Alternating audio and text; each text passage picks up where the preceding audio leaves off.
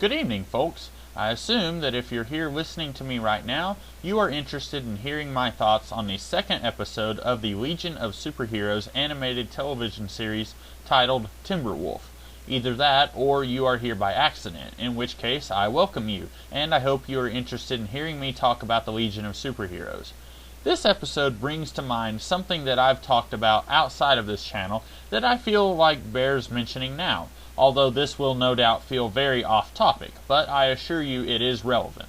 I've said before that the superhero genre is not really a single genre, but it is really a giant stew made up of multiple genres. The Western, supernatural horror, non-supernatural horror, hard science fiction, lowbrow science fiction, fantasy, urban fantasy, pulp noir. These genres all went into the creation of the superhero as a genre back in the 1930s. And now, although in many, many cases a superhero story will resort to nothing more than two people or two groups of people with superpowers fighting each other, in reality there is a whole lot that a superhero story can pull from and be influenced by in order to make the story feel more fresh and unique. The opportunity is there, although a great deal of the time I am dismayed to see that storytellers do not take advantage of this opportunity. They would rather tell stories that more or less take place in the air quotes real world, with the exception of there being a few dozen superhumans who fight each other. This has always bothered me because this is not real life, David After the Dentist. When you have a merging of the several genres that I mentioned earlier, that is not going to form something that even kind of resembles the real world. Now, I get why storytellers do it. It is easier to create a world that is identical to the world we live in because that takes far less work. Just turn on the news and you get a glimpse of the real world, and then you transplant that into your fictional world and you're basically done. It takes far more work to use your brain and wonder, realistically, how would the black and white detective stories of the 1930s interact with the occult horror stories of the 1970s? So I get that people would rather just tell stories and ignore all of that hard work and hard thinking. Not to mention, to their eyes, it is probably easier to pull in an audience when the audience doesn't have to think hard about what kind of show they're watching. Oh, okay, this is the real world, just with a few superheroes. Gotcha. As opposed to how confusing it might be, in theory, for someone to have to understand just how very different this world might be from the real world. So what does this have to do with the Legion of Superheroes cartoon? I told you it was relevant. While the first episode of this series was more or less a straight-up superhero story, yes, there was time travel, and yes, it was set 1,000 years in the future, but other than that, it was just a standard superhero story of superheroes fighting supervillains. This episode goes to the well of what makes the superhero genre work. Well, why not do a straight-up monster story that you might have found in a comic book from the 1950s? This episode, and from what I've seen past this episode, this whole series, is really ready to get in there and explore how very different the future of the Legion of Superheroes might be. This episode can do a werewolf story that is sufficiently modified to fit into the world of the future, and also modified to fit in the time span of 22 minutes. And after this episode, the creators of this show don't have to worry about doing this kind of story again if they don't want to. They're not chained to a specific premise that will get boring and old after 4 episodes. They're shaking things up, and by doing so early in the series, I am quite excited about what else this series has to offer as I keep watching.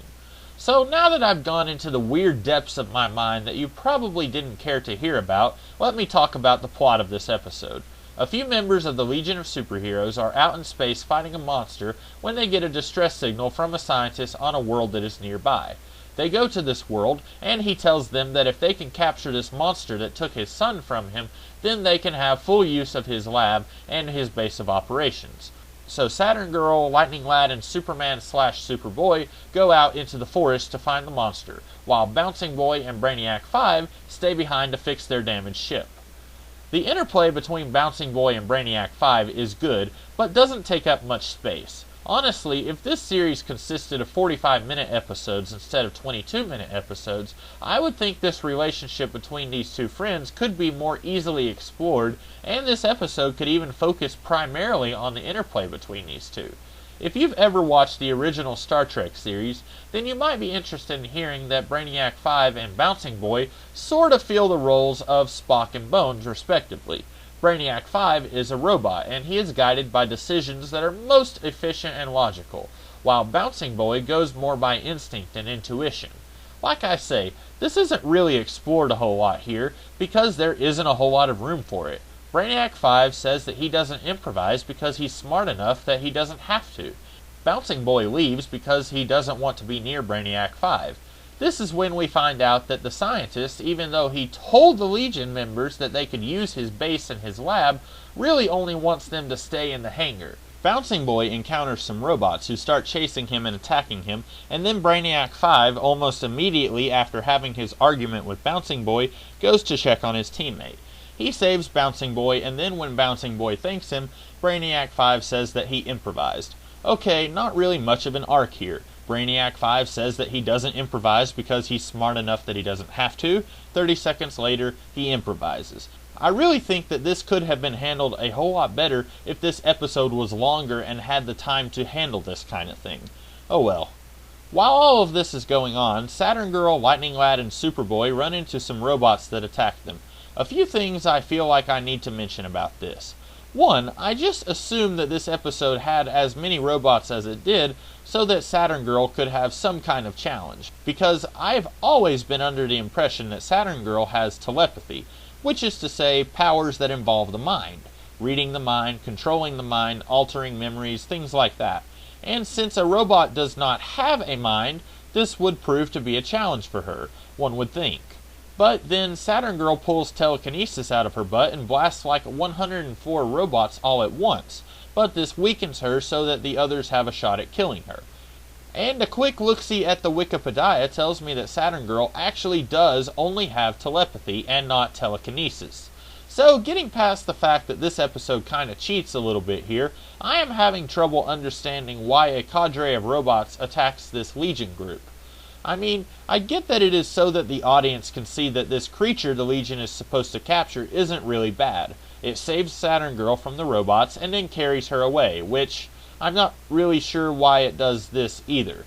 But anyway, all of the robots in this world are under the control of the scientist who called for the Legion in the first place, right? So why is he having his robots attack the Legion? At this point, they are putty in his hands. He is manipulating them to think he's the good guy, and they have no reason to believe that he isn't. I think this is here to get the creature into the company of the Legion and to give us an action scene when it logically makes no sense for it to be here. So anyway, after Timberwolf kidnaps Saturn Girl for no reason at all, she starts to figure out that he is not what the scientist made him out to be when he was talking to the Legion. Then Superboy and Lightning Lad understandably attack the monster, and this causes Saturn Girl to pass out.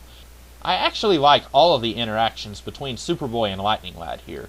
In the previous episode, Lightning Lad was nothing short of a jerk to Superboy. But here, well, he's not quite a jerk, but he's definitely very arrogant, and he likes to try and show off whenever possible.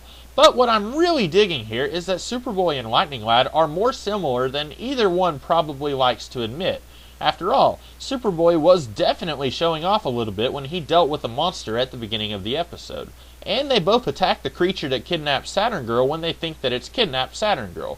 Even if you'd expect Superman to be the voice of reason and figure out that this thing is not an enemy, this is before he becomes that Man of Steel. He's still young and headstrong, and I think that that's a large reason why Lightning Lad has trouble working with him, because they're so alike.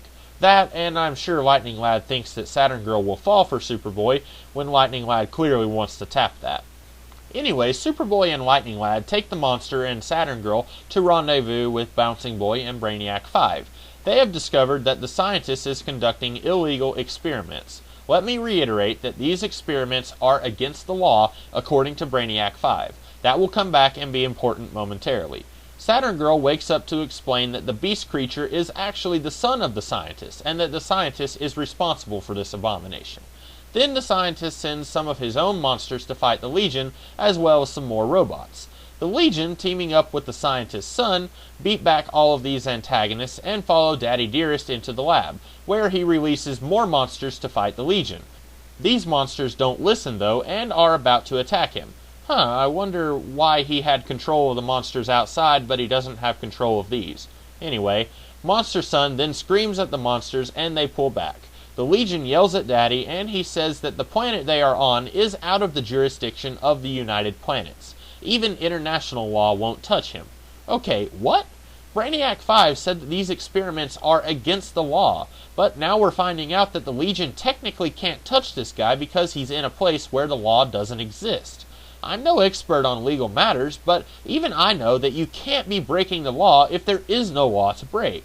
And that's the scientist scenario here. There is no law on this world. So how can this guy be a criminal? I mean, he experimented on his own son, and that's morally reprehensible, yes. But that's not against the law since this planet has no laws. It's just a little bit dumb, and it seems like this line from the scientist was added in so that the Legion could not arrest him, and then we could have a poignant ending where the son destroys all of Dad's computers, and then they all leave him to stay on this world forever. The episode ends with Saturn Girl and the rest of the Legion assuring this kid, now calling himself Timberwolf, that if he ever has trouble keeping his more bestial nature in check, that they will be there to help him, and he is sworn into the Legion. Like I said, the interactions between Brainiac 5 and Bouncing Boy are okay, and I get that they are so sparse because there is simply no time to deal with them. I like the interactions between Lightning Lad and Superboy quite a bit more. It is more subtle, and it doesn't feel underdeveloped. I think the bad guy makes a few poor choices that result in this plan being a little bit silly, but overall I thought this was a pretty decent intro to the character of Timberwolf, although anyone watching this would probably have already known what was coming up if they are at all familiar with the Legion comic books. But I would say that this episode is better than the first episode, and I am looking forward to seeing more from this series. And I hope you guys are as well, and are looking forward to more reviews of this series from the Comics Kid 2099. These reviews will be coming at you once every 2 weeks to be interrupted weekly by my reviews of episodes of Batman the Animated Series. And don't forget to come back throughout the week to see more videos from me.